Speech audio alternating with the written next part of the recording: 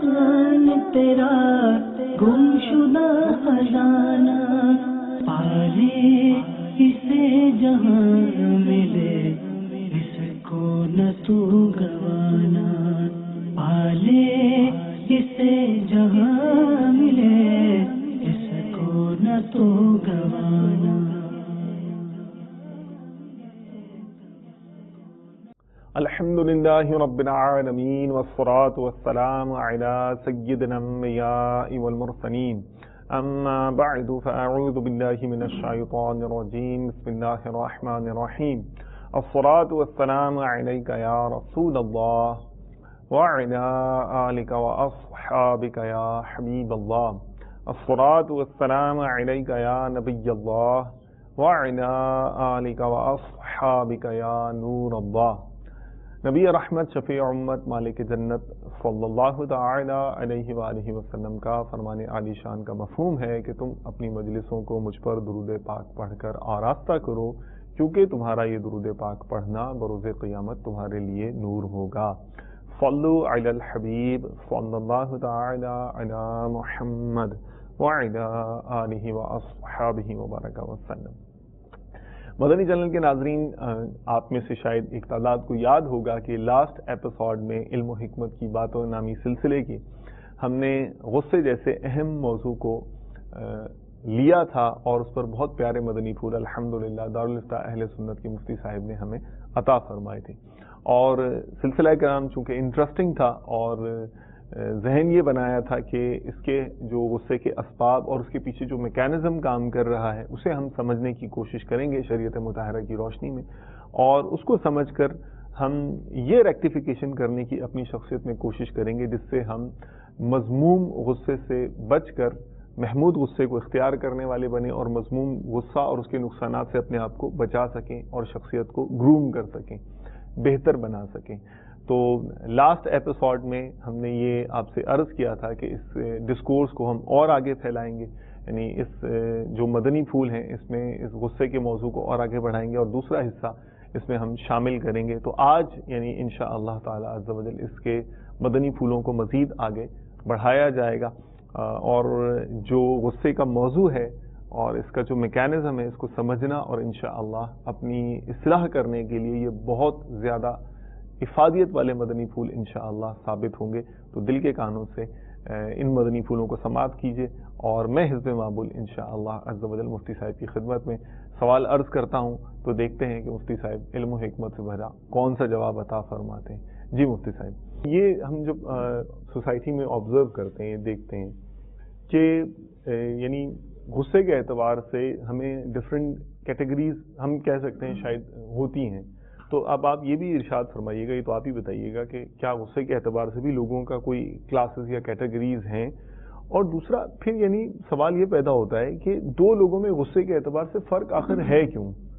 کہ یعنی ایک شخص کے بارے میں کہا جاتا ہے یار یہ تو مطلب بڑا حلیم قسم کا آدمی ہے، یعنی اس کو غصہ نہیں آتا، اور ایک تو ہے کہ ان کو تو سمجھے ناک پہ دھرا رہتا ہے اور وہ غصہ تقسیم کرتے پھرتے رہتے ہیں اور اس پر اتراتے بھی پھرتے رہتے ہیں۔ تو یہ اس دو جو شخصیتیں ہیں یا دو لوگ ہیں، ان کی ان طرز عمل میں فرق ہونے کی کوئی تو بنیادی وجہ پیچھے ہوگی نا، اور اگر وہ بنیادی وجہ ہمیں سمجھ میں آ جاتی ہے یہ تو اگر ہم ان بنیادی وجہ کو سبب کو حاصل کر لیں تو اللہ کی رحمت سے امید ہے ہماری بھی شخصیت میں تبدیلی آ جائے گی۔ اس حوالے سے آپ کیا ارشاد فرماتے ہیں؟ دیکھیں، ایک تو فطری ہوتا ہے غصہ، ٹھیک، یعنی ایک فطرت میں تو ہے، بعض لوگوں کی فطرت میں بہت نرمی اور حلم ہوتا ہے، ٹھیک ہے، اور بعض فطرتی لوگوں طور پر ہی کی فطرت تو ہوتی ہے، ٹھیک ہے، لیکن یہ کہ فطرت میں اضافہ بھی ہوتا ہے نا۔ جیسے بچے پیدا ہوتے ہیں تو ان کے ماں باپ کے اعتبار سے نا وہ تربیت کرتے ہیں، تو آہستہ آہستہ ان کی تربیت سے ایک نئی فطرت جو ہے وہ ان کی جو چھپی ہوئی ہوتی ہے وہی آگے پروان چڑھتی ہے، ٹھیک ہے، ورنہ فطرت کے اندر جو کمزوری تھی وہ دور بھی ہو جاتی ہے بعض اوقات۔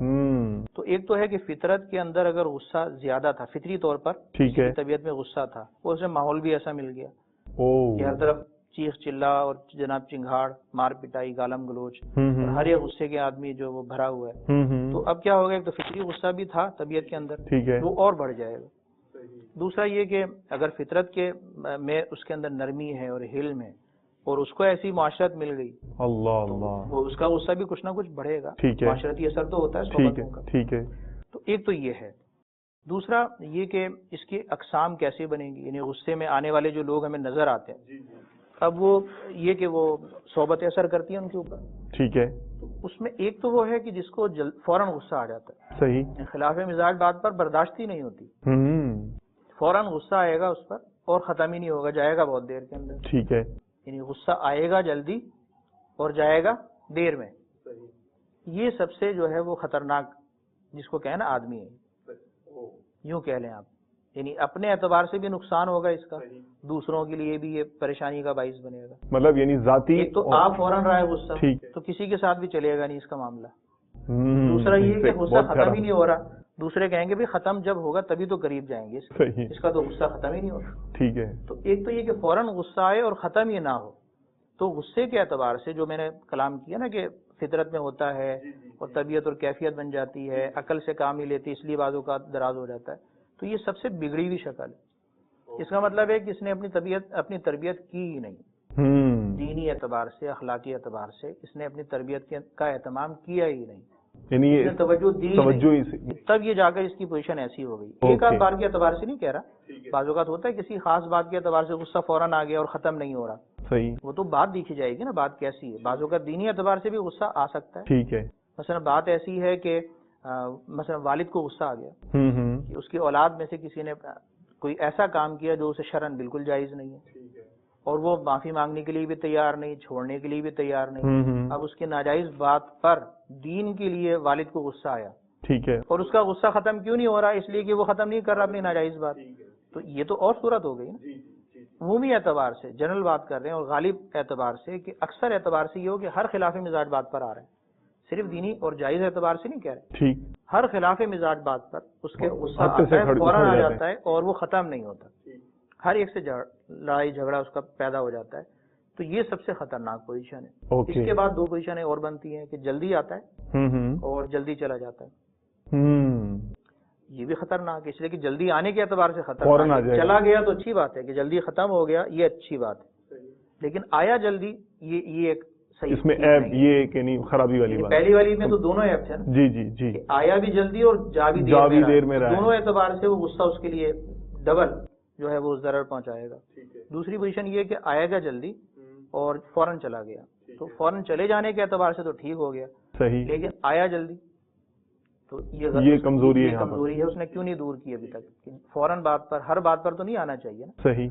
اب اس کے بعد تیسری شکل کیا بنے گی؟ آئے گا بھی دیر میں اور جائے گا بھی دیر میں. اب آیا دیر میں، یہ تو ایک اچھی بات ہے کہ فوراً غصہ نہیں آ گیا اس کو، لیکن گیا دیر میں تو اس کا مطلب ہے کہ غصہ اس کے پاس رہا نا کافی دیر تک، غصہ کی صحبت میں وہ رہا. صحیح. اور غصہ جو اس کی صحبت میں رہا. ٹھیک ہے. تو وہ غصے کی صحبت سے ظاہر بات ہے اس کا اثر تو پڑے گا. تو پہلی جو یعنی شدید صورت تھی اس کی بنسبت یہ دونوں اشخاص بھی یعنی اچھائی میں نہیں ہے، غصے کی تربیت کے اعتبار سے اور اس کو دور کرنے کے اعتبار سے بردباری سے دور ہے، لیکن پہلے والی کی بنسبت کم. ٹھیک ہے. سب سے اچھی صورت غصے کے بارے میں یہ ہے کہ آئے بھی دیر میں اوکے اور جلدی چلا جائے. ٹھیک ہے، زبردست. ابھی چوتھی صفت کے اندر کتنے لوگ ہیں وہ ہر ایک اپنا جائزہ لے لے کہ مجھے غصہ بہت دیر میں آتا ہے، صحیح، اور جلدی چلا جاتا ہے.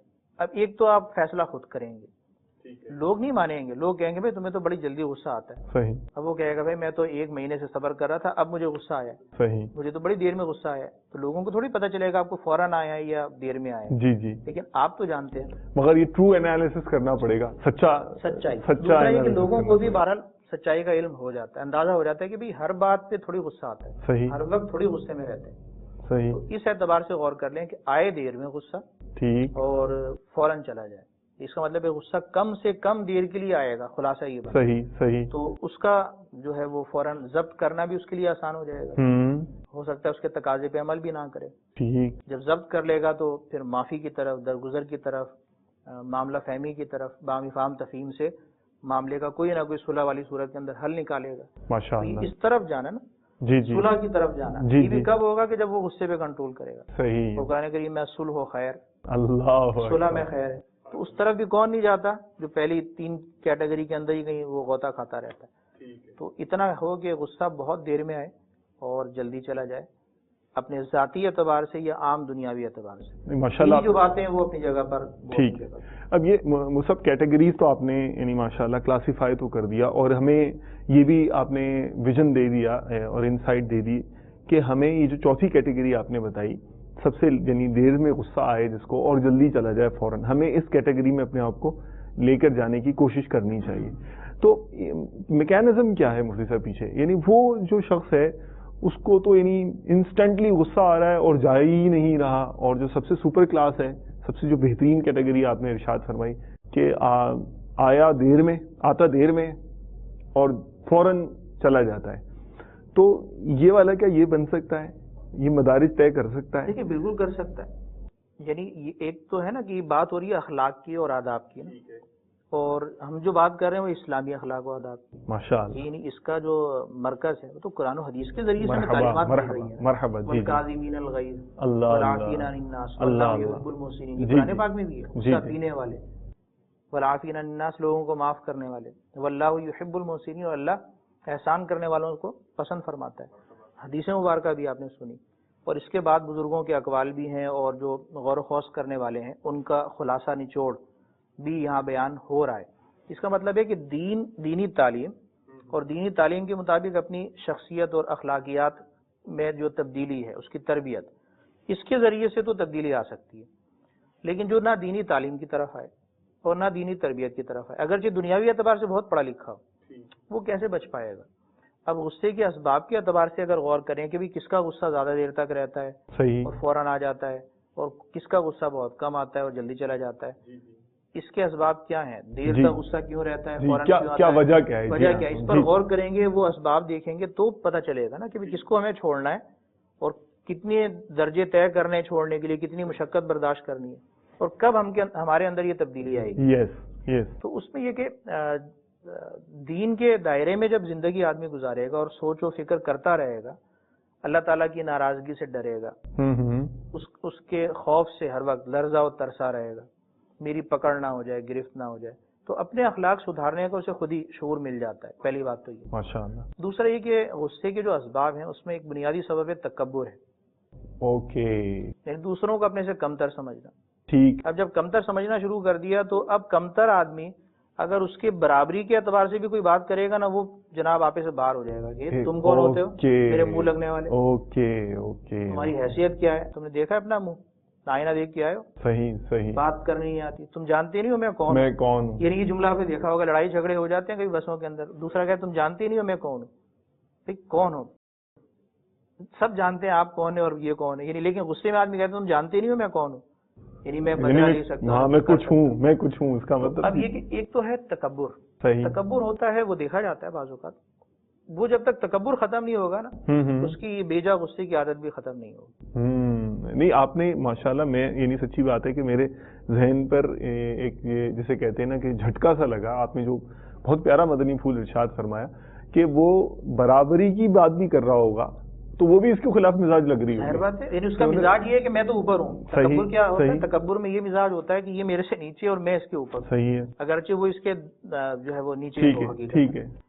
تو تکبر تو ویسے ہی حرام ہے. رائی برابر تکبر ہوگا وہ جنت میں نہیں جائے گا، حدیث مبارک ہے.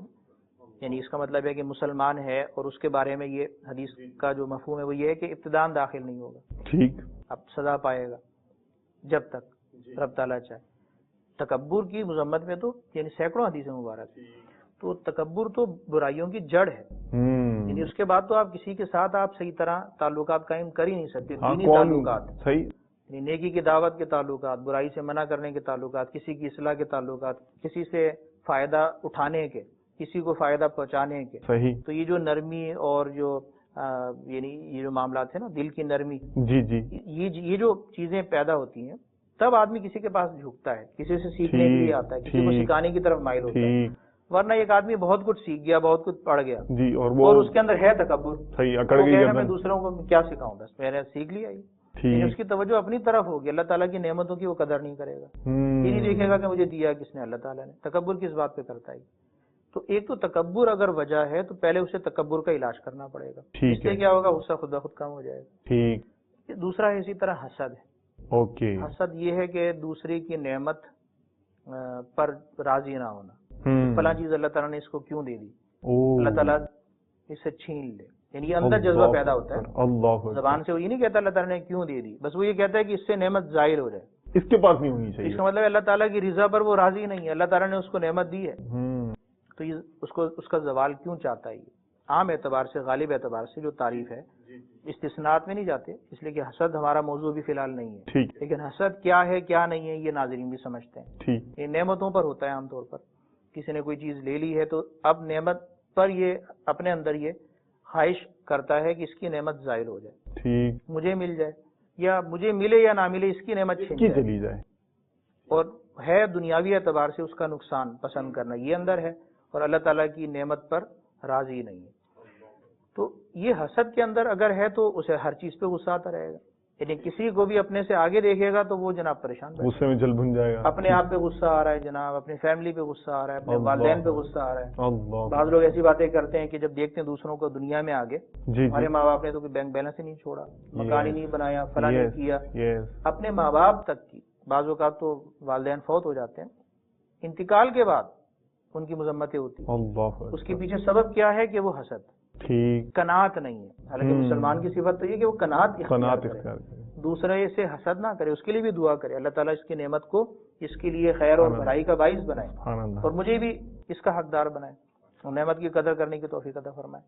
تو ایک تو تکبر, اور دوسرا یہ حسد. ٹھیک ہے, حسد بھی برائیوں کی جڑ ہے. تو جب تک حسد ختم نہیں ہوگا نا, یعنی آپ حسد ختم کیسے ہوگا کہ اللہ تعالیٰ کی نعمتوں پر راضی رہنا, اس نے جو مجھے دیا اس پہ قناعت, اس پر بھروسہ, توکل, اور جو مصیبت یا آزمائش آئی ہے اس پر صبر و تحمل. ٹھیک ہے, یہ جو کیفیات ہیں دینی اخلاقیات, ان کے دائرے میں جب وہ آئے گا تو حسد سے بھی چھٹکارا ملے گا, تکبر سے بھی ملے گا, اس کا غصہ خود بخود کم ہونا شروع ہو جائے گا.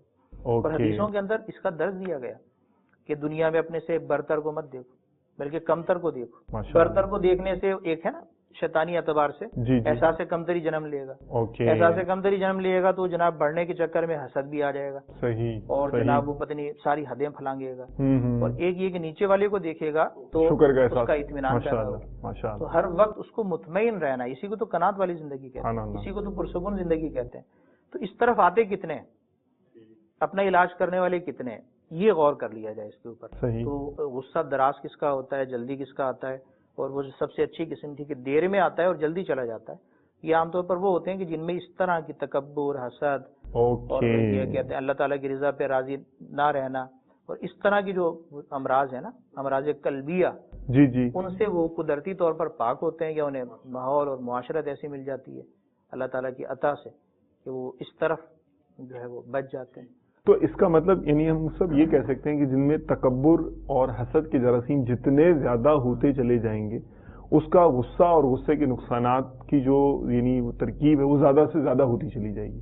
اور جو یہ جنرلی اسپیکنگ, اور یہ جو یہ شخص ہوتا ہے جس کا غصہ جس کو دیر میں آتا ہے اور جلدی چلا جاتا ہے, یہ وہ ہوتا ہے کہ جس میں حسد, جنرلی اسپیکنگ حسد اور تکبر کے جو جراثیم ہیں یہ کم ہوتے ہیں یا نہیں ہوتے ہیں. ہاں, یہ کہا جا سکتا ہے. تو بالکل بنیادی اعتبار سے ایسا ہی ہے. اور ساتھ ساتھ ایک تیسری چیز ضرور ہے, تکبر حسد کے علاوہ, اور باقی بھی باتیں کافی ہوئی. تیسری چیز یہ ہے کہ خلاف مزاج بات, خلاف مزاج ماحول. تو اپنے مزاج کو درست رکھنا نا, اس کے اندر ساری اسلامی اخلاق و آداب آ جائیں گے. مثال کے طور پہ ایک آدمی نے عقل کے اعتبار سے غور و خوض کر کے اپنا ایک مزاج بنا لیا جائے, اب اس کو ہر آدمی خلاف مزاج نظر آتا ہے, گھر کے سارے افراد اس کو خلاف مزاج نظر آ رہے ہیں, تو اس کو اپنی سوچ کا دائرہ صحیح کرنا پڑے گا نا. اس کا مطلب ہے کہ اس کے اندر ڈس بیلنس ہو گیا کچھ. اپنے جو اس نے تخیلات کے اندر یہ کچھ وہ اپنا آئین بنا لیا, کہ اس کو ایسے کھڑا ہونا چاہیے, اس کو ایسے بیٹھنا چاہیے, اس کو ایسے لیٹنا چاہیے, اس کو یوں آنا چاہیے, یوں جانا چاہیے. تو اب یہ دیکھیں کہ یہ سارا آپ نے جو اپنے اسٹینڈرڈ بنایا ہے سوچنے کا, یہ دین کے دائرے میں کتنا ہے, اس کی بھی کچھ مجبوریاں ہیں یا نہیں ہے, وہ بھی تو زندہ انسان ہے. وہ ساری باتیں آپ کی وہ ڈکٹیشن بھی تھوڑی کرے گا. سوئے گا اس وقت کہ جب آپ اس کو سلائیں گے, جاگے گا اس وقت جب وہ آپ اسے جگائیں گے, اور خود سونے میں اور جاگنے میں آزاد ہیں آپ. تو اس کے پیچھے زیادہ تر تو وہ تکبر اور یہ حسد وغیرہ اپنی جگہ پر ہے. یہ سوچ کا جو ڈس بیلنس ہے نا, وہ اسلامی اخلاق اور آداب اور دینی تعلیمات وہ بالکل نہیں ہوتی, تو آدمی خود ڈس بیلنس ہوتا جاتا ہے, اس لیے کہ اس کے پاس وہ چیزیں ہی نہیں ہے نا جس کے دائرے میں اپنی سوچ کو وہ بند کرے. ٹھیک. جب وہ کھلا چھوڑتا ہے تو ظاہر بات ہے شیطان کی دخل اندازیاں ہوتی ہیں، وہ دوسروں کی آزادیاں سلب کرنا چاہتا ہے ٹھیک. اور اپنے آپ بالکل آزاد رہنا چاہتا ہے. اوکے. تو اس اعتبار سے بھی وہ خلاف مزاج باتیں، خلاف مزاج ماحول وہ جنم لیتا ہے. بہت پیارا مدنی پھول ماشاءاللہ یہ بھی ہے. اچھا مفتی صاحب، یعنی پھر یہ تو چلیں آپ نے کیٹیگریز تو بتا دی، اب تھوڑا سا آگے اگر ہم دیکھیں جو بیہیویئر یا پرسنالٹی ہے، تو بعض لوگ ایسے ہوتے ہیں کہ ان کا اظہار کے معاملے میں یعنی وہ گویا غصے کا لنگر تقسیم کر رہے ہوتے ہیں، اور بعض وہ ہوتے ہیں کہ جو یعنی ان کا ضبط بڑا اچھا ہوتا ہے غصے کے معاملے میں، آ گیا لگ بھی رہا ہے کہ غصہ آ گیا، ناگوار گزرا ہے اس کو، لیکن کنٹرول ایسا ماشاءاللہ ٹائٹ ہوتا ہے کہ وہ کنٹرول کر لیتے ہیں. تو اب یہ جو ضبط کرنے والا ہوتا ہے اس میں کیا ایسی خاص بات ہے، کون سا جوہر ہے اس کے اندر؟ اور جو ضبط نہیں کر پا رہا، جگہ جگہ ہی غصے کی جو ہے نا وہ اس کے منہ ہے یا توپ کا دہانا، اور وہ یعنی آگ کے گولے برسائے جا رہا ہے، اس کے اندر کوئی کیا ایسا فالٹ رہ گیا ہے کہ جس اس کی طرز عمل ایسا ہے اور وہ ضبط کرنے والا ضبط کر لیتا ہے؟ ایک تو دیکھیں عقل کا استعمال ہے نا بنیادی، میں نے شروع میں کہا تھا جی عقل کو وہ اپنا ضروری استعمال کر ہی نہیں رہا نا، کوشش نہیں کر رہا. جب وہ کوشش کر کے دیکھے گا تو واقعی معاملہ اور ماحول کافی حد تک سازگار ہو جاتا ہے. ٹھیک ہے. اب اس نے اپنی عقل اس لیے تو استعمال کی نہیں کہ ابھی سے بچوں کی تربیت کریں. مثال کے طور پہ بچے کو نماز پڑھنی چاہیے، والد بھی نماز پڑھتا ہے. اب بچے کو آپ نماز پڑھنے کی عادت ڈالیں گے نا تو وہ نمازی بنے گا نا. ٹھیک ہے. اگر آپ نے عادت نہیں ڈالی، اس کو آپ نے اٹھایا نہیں، مصلی پر کھڑا نہیں کیا، مثلا والدہ نے اپنے ساتھ بڑا بچہ ہے تو والد لے کر نہیں گئے مسجد کی طرف، اس کے قدم اٹھتے نہیں ہیں. والد نے یعنی یہ تو ہے کہ بچہ نماز پڑھے اس لیے کہ میں نماز پڑھتا ہوں، لیکن اگر اس نے بچے کو عادی بنانے کی کوشش نہیں کی، پریکٹیکلی نہیں، اس کا مطلب کیا ہے کہ اب بچہ جب بڑا ہو جائے گا 12-13 سال 14 سال کی عمر میں، تو اب وہ تھوڑا سا زیادہ خود مختار ہو جاتا ہے. اب باپ صرف کہہ ہی سکتا ہے نا، اس لیے کہ عادت ڈالنے کی جو 7 سے لے کے اوپر تک کچھ عمر تھی اس میں تو بچہ زیادہ کنٹرول میں تھا، آپ نے عادت تو ڈالی ہی نہیں. ٹھیک. اب کیا ہے کہ اب آپ اسے کہتے رہتے ہیں پڑھو پڑھو پڑھو پڑھو، وہ نہیں پڑھ رہا کسی وجہ سے، تو اس پر چڑچڑاپن آئے گا، غصہ آئے گا. اس کے اندر بنیادی سبب کیا ہے کہ آپ نے کوتاہی کی. ٹھیک. اگر آپ وہ کوتاہی نہ کرتے، اس وقت پر وہ کام کر لیتے تو آپ پہ جھنجھلاہٹ نہ ہوتی. ٹھیک ہے. تو وقت پر کام کیے جائیں، سلیقے سے کیے جائیں، کس کے ساتھ مل کر کرنے، کس نے کتنا کام کرنا ہے، اس طرح جو ایک عقل کے دائرے میں ایک وہ ہوتا ہے نا اپنے تعلقات، وہ ہموار کیے جائیں تو خلاف مزاج باتیں نہیں ہوتی. ٹھیک ہے. عام طور پہ تھوڑی بہت ہو جاتی ہے تو اس پہ صبر تعامل کیا جا سکتا ہے، کم سے کم ہوگی نا. صحیح. اور جو اس طرح ضروری پہلے اپنی عقل استعمال نہیں کرتے اور معاملہ فہم قسم کے لوگ نہیں ہوتے، وہ اکثر اس کے اندر مبتلا رہتے ہیں. صبح شام دوپہر ان کا واسطہ بھی ایسے ہی پڑتا ہے، کچھ اپنی کوتاہیاں ہوتی ہیں، کچھ دوسروں کی کوتاہیاں نظر آ جاتی ہیں، ان کا مزاج زیادہ چڑچڑا ہو جاتا ہے. ایک تو ہے کہ عقل کا استعمال، دوسرا وہی جو اس کے بنیادی اسباب تھے ان کے اعتبار سے فرق ہوتا ہے. طبیعت میں عاجزی، ضبط کے ساتھ ساتھ جب اظہار کریں گے نا غصے کا، اب اس کے اعتبار سے بھی تو قسمیں بنیں گی. ٹھیک. مثال کے طور پہ غصے پر ضبط کرنا چاہیے تھا، ٹھیک ہے، غصے کا اظہار نہیں کرنا چاہیے تھا، لیکن انسان ہے، بشر، غلطی بھی ہو جاتی ہے. اب اگر غصے کا اظہار ہو گیا تو ظاہر بات ہے غصے کا اظہار ہوگا تو اس میں ناجائز کی آمیزش بھی ہو جاتی ہے اور کچھ تجاوز بھی ہو جاتا ہے، حد سے غلط باتیں بھی ہو جاتی ہیں، دوسرے پر ہو سکتا ہے ظلم بھی ہو جائے، اسے برا بلا بھی بھیجا کہہ دیا جائے، کوئی نقصان بھی پہنچایا جائے. تو اس طرح کی صورتوں میں اب کیا ضروری ہے کہ دوسرے سے جس کی حق تلفی ہوئی ہے اس سے کیا مانگی جائے؟ معافی مانگی جائے. اوکے. اب غصہ ایک تو ضبط کرنے والے لوگ تھے نا، ٹھیک ہے. ضبط کرنا کن کا دشوار ہے کہ جن کے اندر اسباب غصے کے پائے جا رہے ہیں، ان کا ضبط کرنا دشوار ہے. ٹھیک ہے. اور اسباب تو نہیں پائے جا رہے، وقتی طور پر خلاف مزاج بات تھی اور غصہ آ گیا، اس کا ضبط کرنا آسان ہے. ایک تو یہ، لیکن اظہار ہو گیا کسی وجہ سے. اب اظہار کے بعد بھی دو طرح کے لوگ ہوتے ہیں، یعنی غصہ کر دیا، مثلا کچھ ہو گئی، تو میں ہو گئی، لڑائی جھگڑا ہو گیا، کچھ کا کچھ ہو گیا. ایسے موقع پر تکبر اور حسد والی جو صورت ہے، جو جن کا سبب یہ ہے تکبر اور حسد، ان کی کیفیت یہ ہوتی ہے کہ وہ معافی نہیں مانگتے.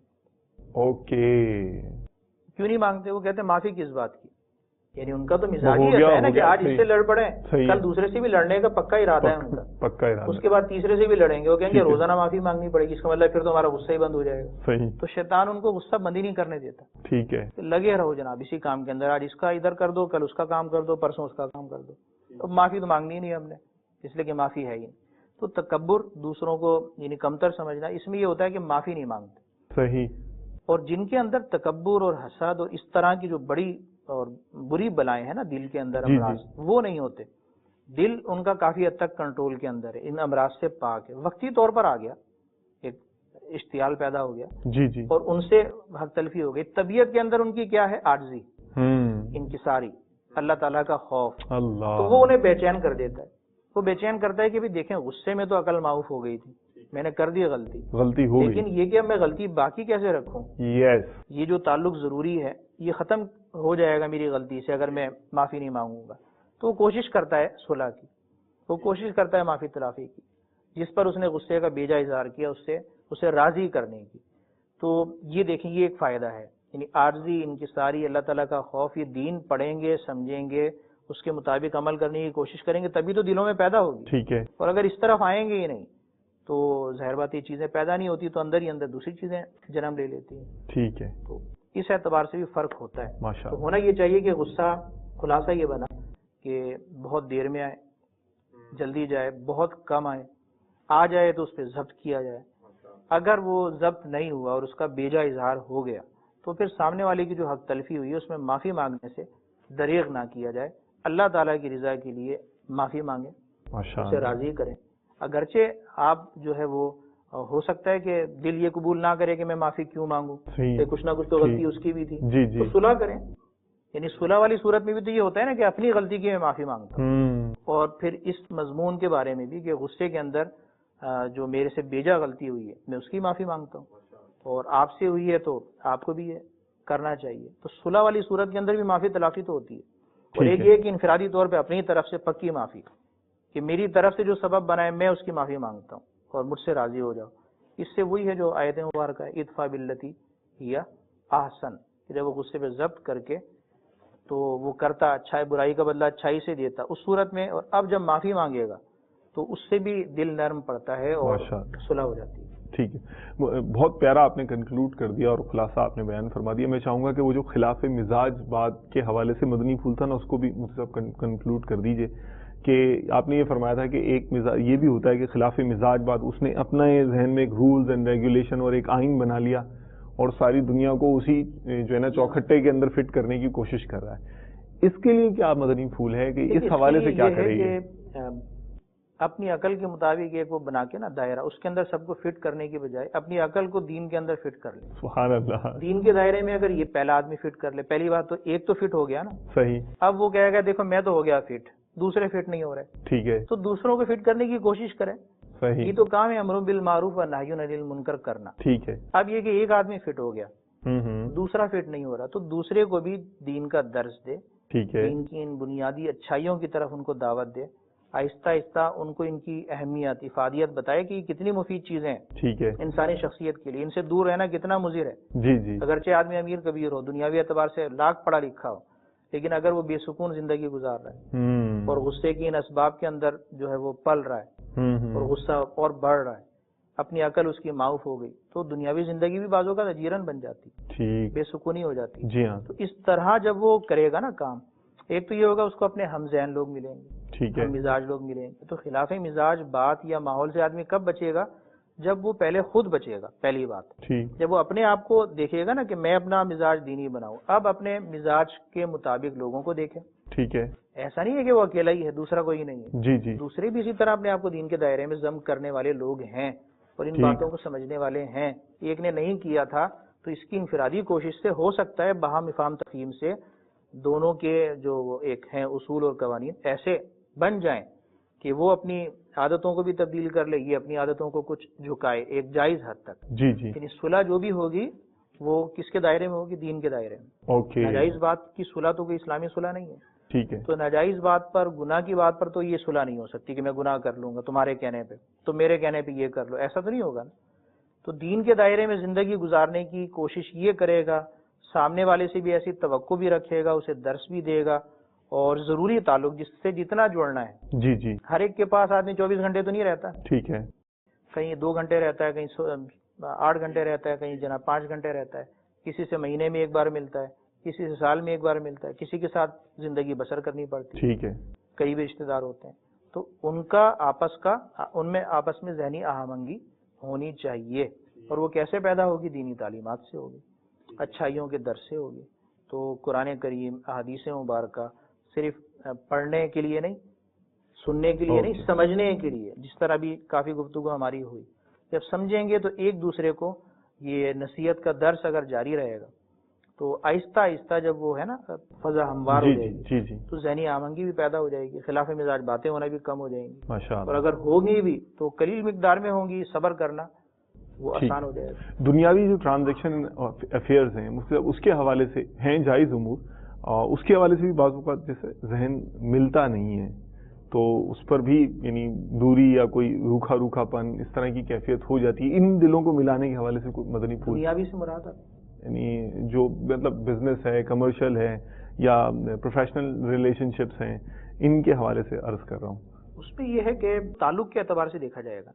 اب ایک آدمی کے صرف بزنس کا تعلق ہے نا، جی بزنس کی چند باتیں ہوتی ہیں جس کے اوپر بزنس چل رہا ہوتا ہے، ٹھیک ہے، اور چند میٹنگز ہوتی ہیں، چند وہ کام ڈیوائیڈ ہو جاتے ہیں، اس کے مطابق چل رہے ہوتے ہیں. جی تو وہ ان باتوں کے اندر ابہام نہ ہو، ٹھیک ہے، ہر بات بالکل واضح طور پر کلیئر ہو، اپنی باتیں، اپنے کام اور اپنی سوچ بالکل، اور اپنے اوپر دوسرے کا اعتماد. جی جب آپ سارے کام بالکل سیدھے سیدھے کرتے رہیں گے اور دوسرے کو سمجھائیں گے دیکھیں میرا کام کتنا صاف اور شفاف ہے، کہیں جھول نہیں ہے، کہیں ابہام نہیں ہے، کہیں پوشیدگی نہیں ہے، ٹھیک ہے، تو ایک دوسرے پر دونوں کا اعتماد بحال ہوگا. ٹھیک ہے، جب دونوں کا اعتماد بحال ہوگا تو وہ جو کاروباری ایک ہے وہ جو تعلق ہے وہ تو اپنی جگہ پر چلتا رہے گا. ذاتی زندگی، ذاتی مزاج وہ اپنی جگہ پر ہے، ٹھیک ہے، محدود اعتبار سے اور محدود تعلق کے اعتبار سے تو بڑوں کا مزاج سیدھا ہو جاتا ہے. ٹھیک، تو یہ کام کوئی مشکل نہیں ہے. اوکے، مشکل کام ہے کہ جو زیادہ ٹائم جس کے ساتھ گزارنا ہے نا، ایگزیکٹلی. تو جیسے شوہر اور بیوی وہ ساتھ گزاریں گے، گھر کے بہن بھائی ان کا تعلق زیادہ ہوتا ہے. اسی طرح بعض آفیسز ہوتے ہیں ان کے اندر 7 لوگ رہتے ہیں جس کی یہ ماتحت ہے یا جو اس کے ماتحت ہے، ان سے تعلق تو صبح شام کا ہے نا. بہت ساری عادت و اطوار ایسی ہوتی ہیں کہ جناب جو ماتحت ہے ان سے پوچھیں تو وہ اپنے جو بڑا ہے آفیسر ہے اس کی برائیاں کر رہے ہوتے ہیں، اور جو نگران ہے یا افسر ہے وہ اپنے ماتحتوں کے بارے میں بس وہ کہتا رہتا ہے کہ یار یہ کرتے ہیں وہ کرتے ہیں. صحیح. تو یہ بھی ختم ہو سکتا ہے. یہ کیسے ختم ہوگا کہ وہ یک طرفہ اچھائیوں کا اصول اپنائیں، کوشش کرے تو بہت ساری چیزیں تو اس کو سمجھ میں آ جائیں گی ایسی کہ اس کے ذہن کے مطابق درست ہوتی جائیں گی. کچھ ہیں تو ان سے درگزر کرنا پڑتا ہے. تو کوشش کرنے سے فائدہ ہوتا ہے. اگر اصلاح کی کوشش ہی نہ کی جائے تو ظاہر بات ہے پھر وہ اس کے اثرات جو ہیں وہ پھر اپنی ذات کو بھی خراب کر دیتے ہیں. ہر بات کو ضبط کرنا پھر آسان بھی نہیں ہوتا. پھر ماحول بازوں کا ٹوٹ جاتا ہے. نکاح کی صورتوں کے اندر طلاق ہوتی ہے یا نہیں ہوتی؟ جی میاں بیوی کے اندر تو طلاق کی نوبت کیوں آتی ہے؟ اس کا مطلب ہے کہ ان کے اندر ذہنی آہنگی پیدا ہی نہیں ہو رہی، ایک دوسرے کو قبول ہی نہیں کر پا رہے، ایک دوسرے کی مرضی کو وہ جانتے ہی نہیں ہیں، مرضی پر چلنا ہی نہیں چاہتے. شوہر اس کو یعنی اس کی بیوی کی حد تک وہ کتنی باتیں اس کی قبول کر سکتا ہے، ایک حد تک یعنی اس کو کتنا خوش رکھ سکتا ہے ایک دائرے کے اندر، اور بیوی کو اس کی کتنی اطاعت کرنی چاہیے، اس کی کتنی باتیں کرنی چاہیے. تو یہ آپس کے اندر یہ غور و خوض نہیں رہتا، اس پر توجہ نہیں ہوتی تو وہ وقت دراز ہوتا جاتا ہے.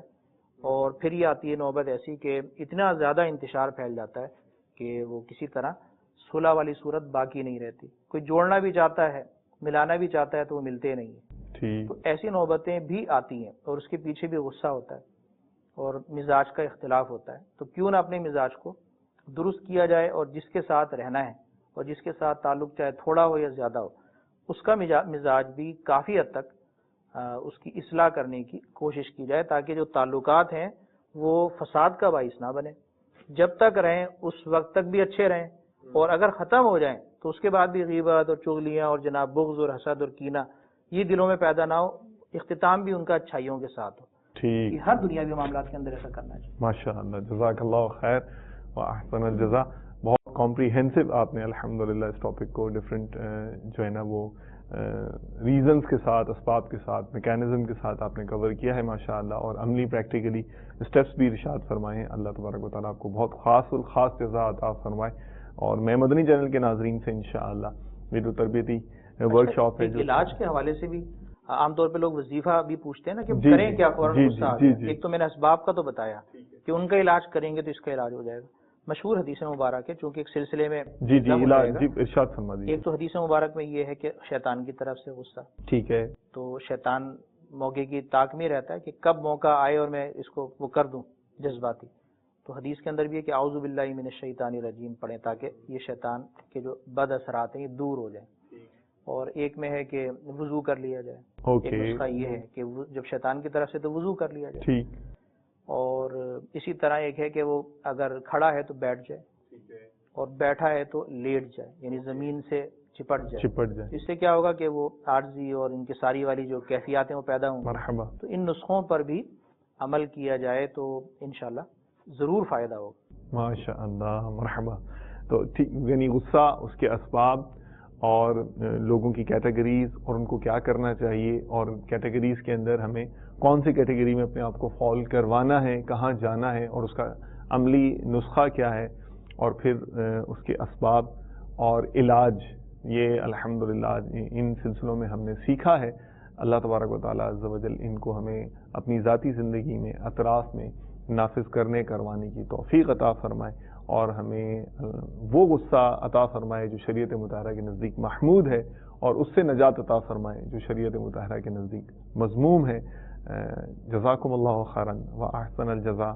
نیکسٹ ایپیسوڈ میں انشاءاللہ مزید مدنی پھول لے کر حاضر ہوں گے. اجازت چاہتے ہیں. صلو علی الحبیب صلی اللہ تعالی علی محمد وعلی آلہ واصحابہ وبارک وسلم. حکمت ہے مسلمان تیرا گمشدہ خزانہ, پالے اسے جہاں